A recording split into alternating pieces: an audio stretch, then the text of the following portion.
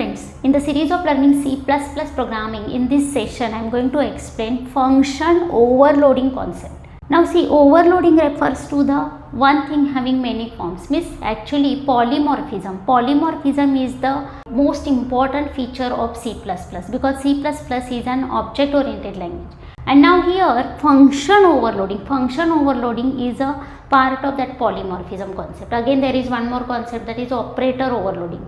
Plus operator we know in mathematics as well as here in programming languages, like plus operator we can use to add to integers, again to floats, again to double values, getting, and that's why that one plus operator is having multiple forms. Getting, this is the overall concept of polymorphism. See, the diagrammatic representation is like this. Polymorphism means having many forms. This is the most important feature of object orientation. There are basically two types under this: compile time and runtime. Compile time polymorphism and runtime polymorphism. Under compile time there are again two concepts come under this category, that is function overloading and operator overloading. And under this runtime polymorphism there is one concept, that is function overriding, and that is nothing but a virtual functions concept. Getting, now this task means that function overloading or operator overloading that we achieve at the time of compilation, that will be done at the time of compilation. That's why that comes under compile time polymorphism. It is also called as a static polymorphism. Okay, and this runtime polymorphism is also called as dynamic polymorphism, and that will be done at the time of execution. Now this part we will see after inheritance concept, because that is totally linked with that inheritance concept. That's why first we must know what is that inheritance, and then we can see this concept. Okay, now in this session I am going to explain this function overloading part. After class concept we will see this operator overloading. After inheritance we will see this function overriding concept. Now let us see function overloading concept. In case of C programming, we have seen we can use a function name to only one function name. Means suppose I want to give function name add, and here I am adding two integers, let a integer b, and here let this return type of that add function is integer. I cannot use the same function name to any other function. This is compulsory in case of C language, but in C++ we can give same function name to any other function. I can write one more function add, and let it is having again return type integer, and I am passing three integers to it, let integer a, integer b, integer c. In this way we can give same function name to multiple functions. Now how it will be executed, or how the proper function definition will be linked. See, if we are calling like this, if we are calling like add 3, 4, of course the function having two integers will be called, and if we are calling like add 4, 6, 8, means here we are passing three integers, of course this function definition will be linked. Now this will be done at the time of compilation by compiler itself, and it is allowed in C++, and this concept is called as a function overloading. Function overloading means multiple functions having same name but different arguments. The arguments should differ in number or in data type, means those function definitions should be differentiated according to the arguments. Okay, means see here this function is taking integer arguments, but it is taking two integers. But this add function is taking three integers. Okay, no problem. But you cannot write like this. See, here I am writing int p, int q. No. On the basis of this p and q, you cannot differ these two function definitions. These are just declarations actually.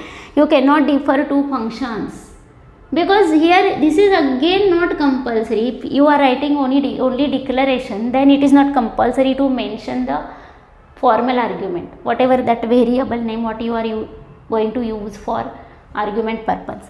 Here p, q or a, b all are same. Okay, that's why in this way you cannot write function. Means there should not be any confusion or ambiguous situation to the compiler, that you have to take care.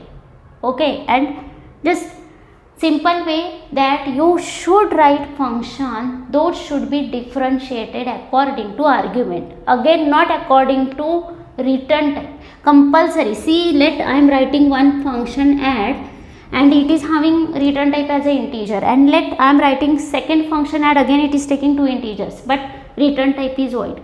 Now you cannot say like these two functions are different. No, according to return type you cannot differ two functions, because whenever we call function, then it doesn't matter that whether that function is returning or not returning, only call will be considered according to the function name and argument, this part only. Return type is not considered here. So function should be differentiated according to the arguments, not according to return type. This is compulsion. You should keep in mind while using this function overloading concept. Getting? Now see here some examples of function declarations and function calls. I am explaining to get more idea about this function overloading concept. Now see, whenever we call function like this, add 1 comma 5. Okay, see these all functions are different.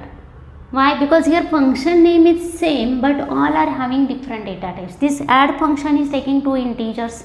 This add function is taking three integer arguments. This add function is taking two double arguments.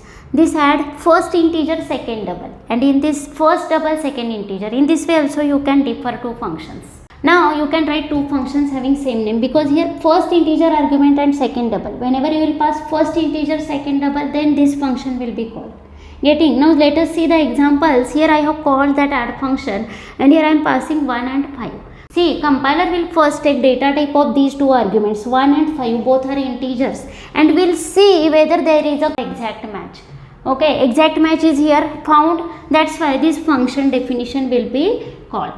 Now next, see out add 15 comma 10.0. See, again here 15 is a integer value and this one is a double. Now in double, is it there? Yes. Now this function definition will be called. Next, add 12.5 and 7.5. These two are double values, that's why double this function will be called automatically. In this case, let you are calling function having three arguments, because see here 5, 10, 15 all are of type integer. Is there any exact match? Yes, exact match found, that's why this function will be called. And then finally, see this function is taking first double value and second integer, that's why this function will get of course called. Getting? In this way you can achieve function overloading, you can achieve compile time polymorphism in C++. Means here one function name that you can give to multiple functions, but all functions should differ according to the arguments, on the basis of arguments. Okay, then this is nothing but a function overloading concept. Now one more point always keep in mind, let I have called function like this, add, here suppose I am passing two characters A and B. Which function will be called here?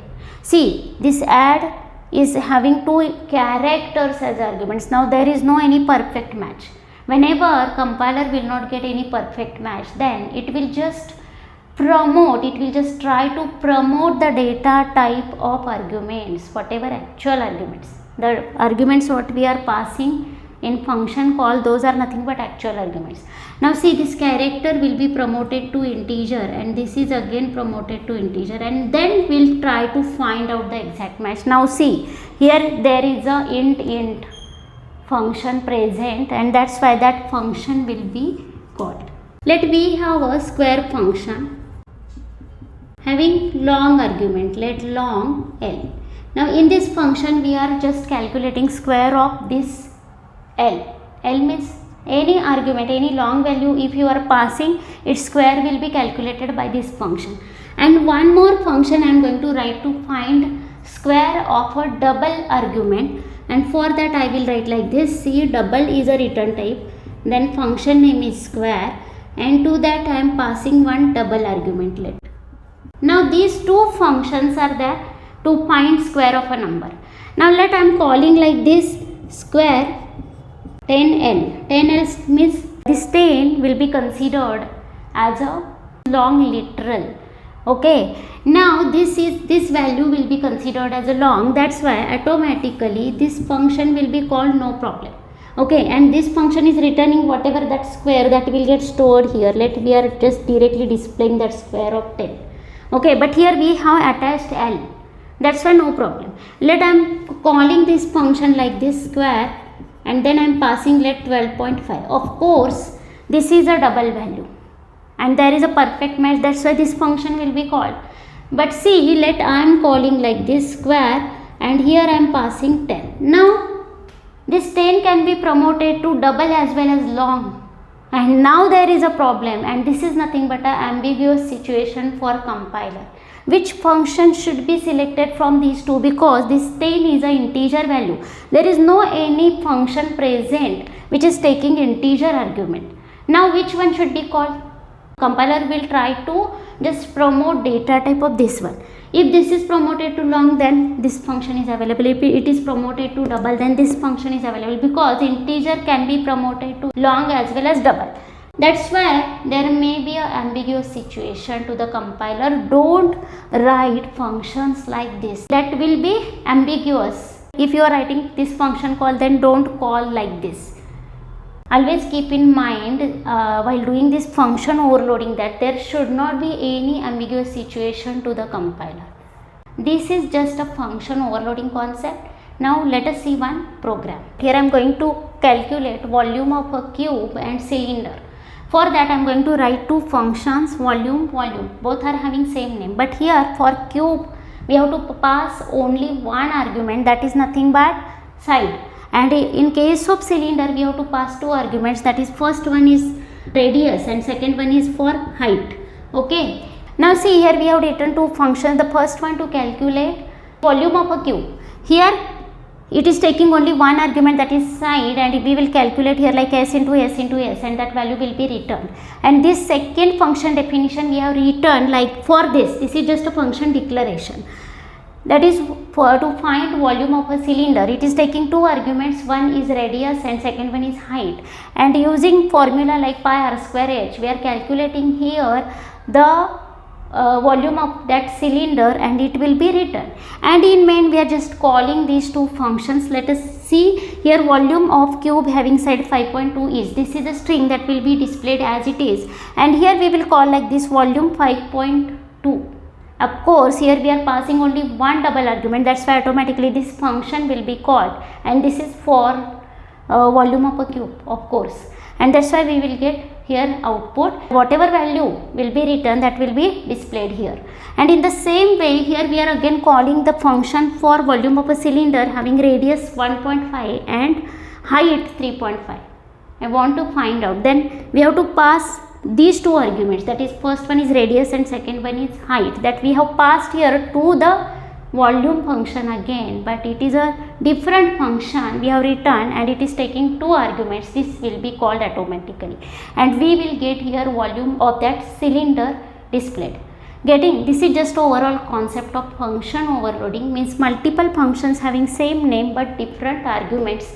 This comes under compile time polymorphism, because this whatever linking of this function call to the function definition, that will be done at the time of compilation only, not at the time of execution. That's why this is called as a compile time polymorphism. It is also called as a static polymorphism, or it is also known as a early binding. Early means compilation stage is earlier than the execution stage, that's why this is called as a early binding. And whatever dynamic polymorphism or runtime polymorphism, that is called as a late binding. Getting, this is all about function overloading. In the next session we will see classes and objects concept. Till then, take care, bye bye, thank you.